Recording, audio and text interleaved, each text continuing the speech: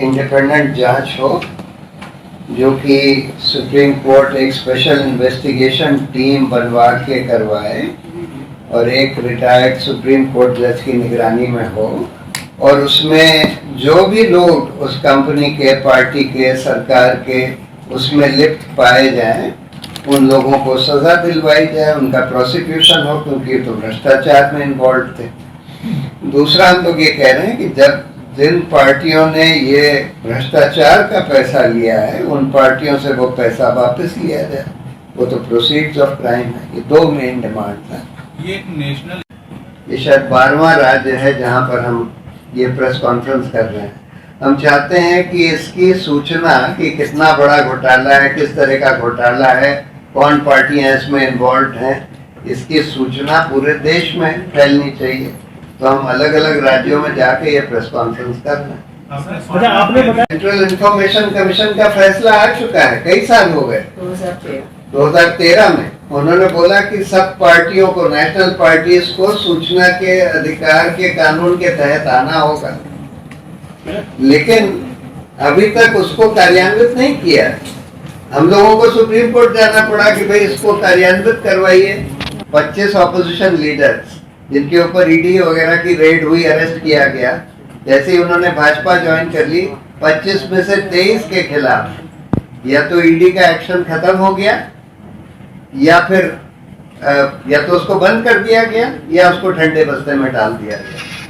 यानी कि ये तो हम रोज हिपोक्रेसी देख रहे हैं ना। मोदी जी के लिए ये कहना कि भाई अडानी, अंबानी बोरियों में भरकर, टेम्पो में भरकर कांग्रेस को पैसा दे रहे हैं। भाई सब लोग जानते हैं कि अडानी अंबानी का फायदा कौन करा रहा है। कितने लाखों करोड़ के फायदे अडानी के मोदी जी ने कराए, कितने एयरपोर्ट्स उनको दे दिए, कितने पोर्ट्स दे दिए, कितने पावर प्लांट्स दे दिए, कितनी कोल माइंस दे दी अडानी को, कितनी बार उनका पावर की रेट बढ़ा दी, और वो कह रहे हैं कि वो बोरियों में भर भर कर पैसे टेम्पो में लाद कर कांग्रेस के पास पहुंचा रहे हैं। मतलब देखिए, ये सब तो, ये हिपोक्रेसी तो हमको दिख रही है कि जिसको आप कल तक भ्रष्ट कहते थे, उनके साथ उनको आप कैंडिडेट बना रहे हैं। और वो प्रज्वल रेवन्ना को टिकट दे दिया, आपको पता था, आपके पार्टी के ही कैंडिडेट ने लिखा था पार्टी को कि भाई ये आदमी तो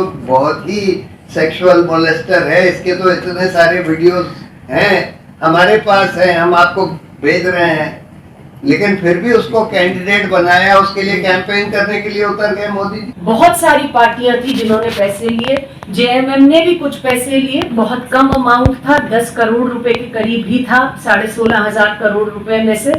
लेकिन बहुत सारी पार्टीज ने बहुत ज्यादा पैसे लिए हैं इसके थ्रू। और भी इसमें एक जो इम्पोर्टेंट और केस आया है IFB एग्रो का, जहां पर टीएमसी को 40 करोड़ रुपए का बॉन्ड मिला, और उस कंपनी ने लिखा और अपने जो मीटिंग्स है उसमें रिकॉर्ड किया है कि हमारे ऊपर एक्साइज के मामले चल रहे थे, and under instructions from the government हमने पैसा दिया।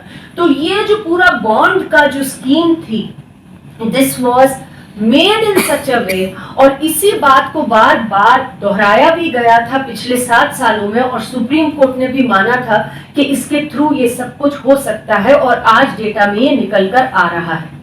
मनी लॉन्ड्रिंग, प्रधानमंत्री कह रहे हैं कि जो जिन लोगों ने भी और जिसने भी इलेक्टोरल बॉन्ड्स का विरोध किया है वो पछताएंगे, दे विल रिग्रेट इट। और वो इसलिए कह रहे हैं कि पछताएंगे क्योंकि ये तो काले धन को समाप्त करने की स्कीम थी। लेकिन अगर आप डेटा को देखें, इसमें साफ नजर आ रहा है कि किस तरीके से मनी लॉन्ड्रिंग का पूरा तरीका, पूरा दरवाजा खुला हुआ था। 33 ऐसी कंपनियां हैं जिनके 7 साल का नेट एग्रीगेट लॉसेस जो हैं वो 1 लाख करोड़ से ज्यादा के हैं, और उन कंपनियों ने 575 करोड़ के इलेक्टोरल बॉन्ड खरीद कर दिए, और उसमें से 75% इलेक्टोरल बॉन्ड बीजेपी को गए।